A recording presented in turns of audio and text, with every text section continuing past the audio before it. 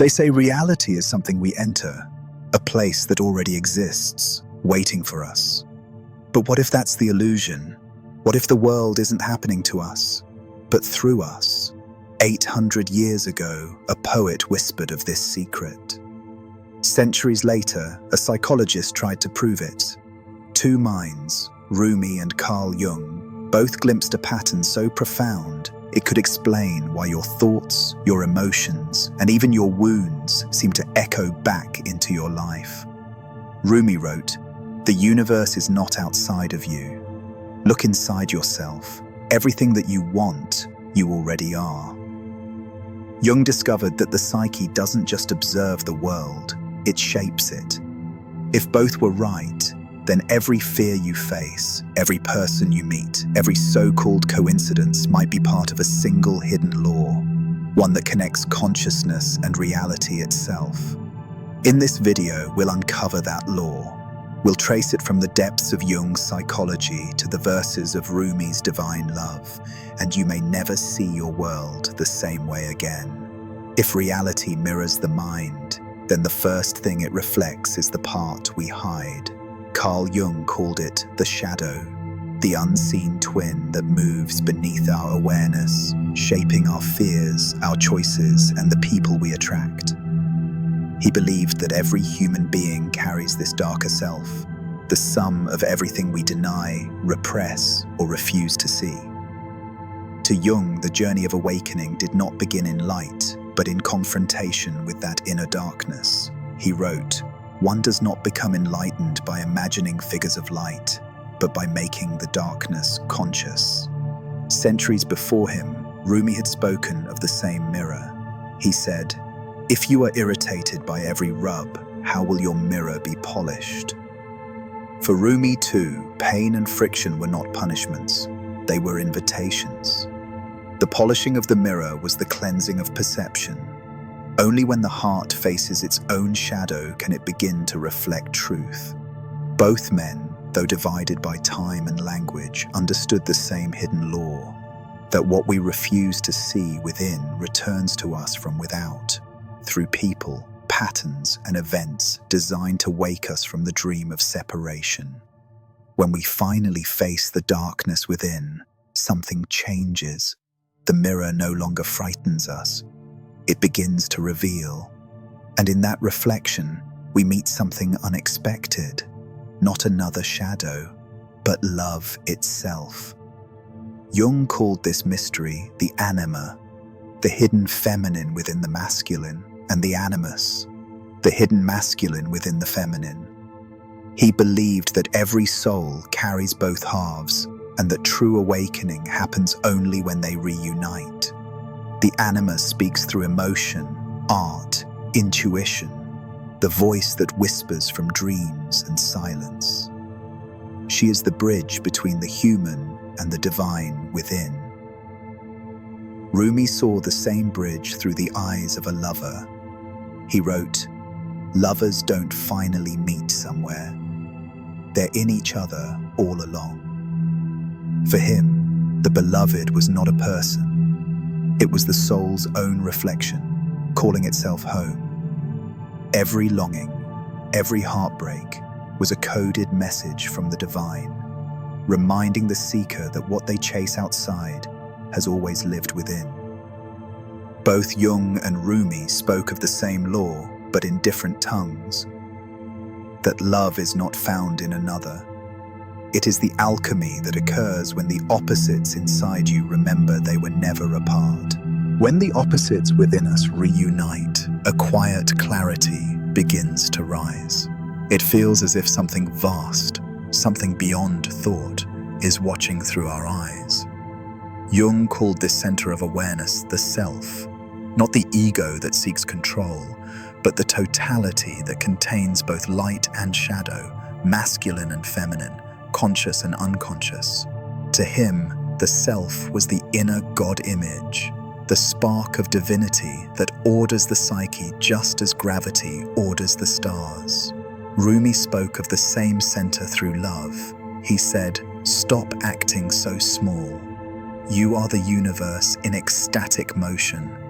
To him, The moment we remember who we are, the boundaries between self and cosmos dissolve.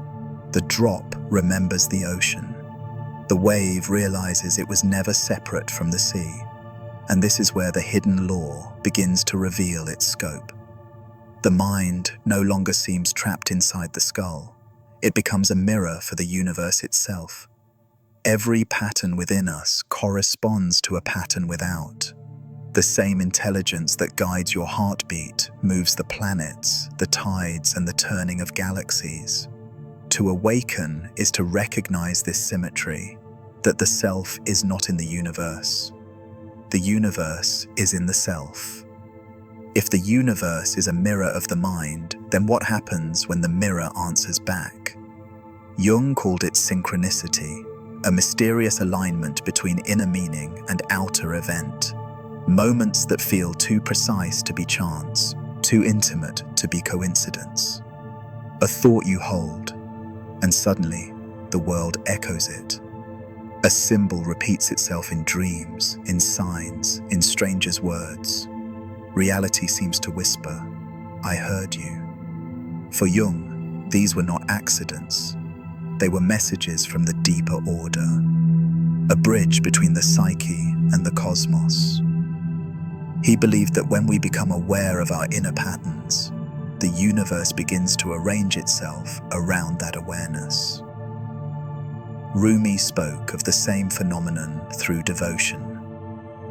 He said, "What you seek is seeking you." To him, every encounter, every turn of fate was a conversation between the soul and the divine. The outer world, he wrote, is a page upon which the inner heart writes its story. Synchronicity is that moment when the story writes back. It's the instant you realize that reality is not random, it's responsive. And in those quiet alignments, we start to remember that consciousness and creation were never separate things. Every encounter, every coincidence is an invitation. A mirror asking, "Will you wake up?" Synchronicity is not just a mystery to be admired. It's a mechanism of transformation. Jung called it the alchemy of the psyche, the process by which the unconscious becomes visible and awareness reshapes matter itself. He believed that when you recognize meaning in an event, you ignite a spark between worlds, the inner and the outer, spirit and form. That moment of recognition is creation. It's as if consciousness and cosmos exchange glances, and something new is born between them. Rumi spoke of this same alchemy through the fire of love. He wrote, "Through love, all that is bitter will sweeten. Through love, all that is copper will become gold." To him, love was the force that burns away illusion until only truth remains. The furnace where ego dissolves and the soul is refined. Both paths, Jung's and Rumi's, lead to the same realization. That awareness itself is the philosopher's stone. When we meet life consciously, every challenge becomes a crucible, every wound a doorway, and every ending the beginning of something more awake. After the fire of transformation, what remains is silence, not emptiness, but presence. The mind no longer searches, the heart no longer asks. What was divided has become whole. Jung called this wholeness individuation, the process by which the conscious and unconscious merge, revealing the complete self. He wrote that the purpose of life is not perfection, but becoming who we truly are. A unity where all opposites dissolve into harmony. Rumi saw the same state as divine union. He said, "I searched for God and found only myself. I searched for myself and found only God." For him, enlightenment was not an ascent, but a return, the recognition that the lover and the beloved were never two to begin with. This is the hidden law at its highest form, that consciousness and creation are one motion, the wave and the ocean breathing each other into being. When the veil between inner and outer falls, everything that remains is pure awareness, the still point from which all worlds arise. And maybe, after all the seeking, we discover that awakening is not about reaching the light, but realizing we were never in the dark. Once you glimpse the truth, life doesn't get easier. It gets clearer. You begin to see that every situation, every person is not here to comfort you, but to show you yourself. The same hidden law that governs the cosmos governs the smallest moments of your day, the conversation that triggers you, the silence that hurts, the dream that repeats. Each is a reflection, not of punishment, but of possibility. Jung said, "Until you make the unconscious conscious, it will direct your life and you will call it fate." Rumi said, "The wound is the place where the light enters you." Both were describing the same invitation to stop running from the mirror.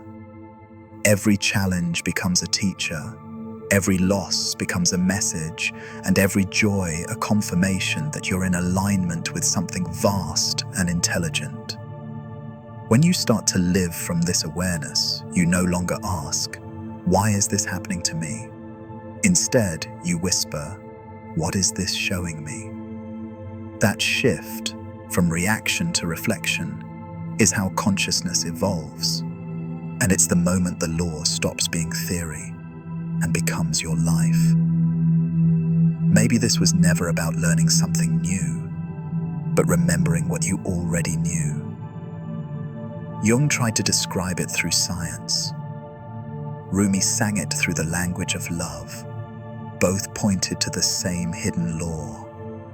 That reality is not something we see, it's something we are. The world outside you is not a stage you stand upon. It's a mirror held up by the infinite, waiting for you to recognize yourself. And the moment you do, the veil thins, and everything becomes alive. The faces you meet, the storms you endure, the peace that finds you after, all of it is part of the same conversation between your soul and the universe.